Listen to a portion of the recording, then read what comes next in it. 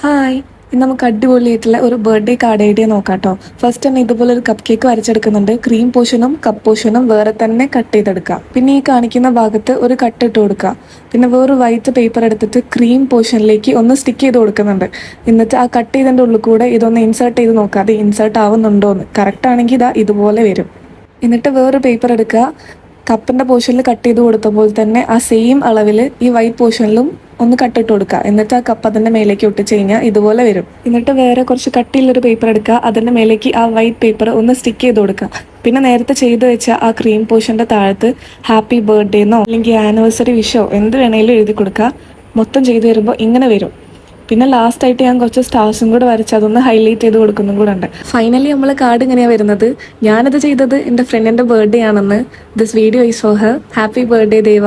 അപ്പം നിങ്ങളും നിങ്ങളെ ഫ്രണ്ട്സിനൊക്കെ ഒന്ന് ഉണ്ടാക്കി ട്രൈ ചെയ്യാം. അപ്പം അത്രേ ഉള്ളൂ. ബൈ.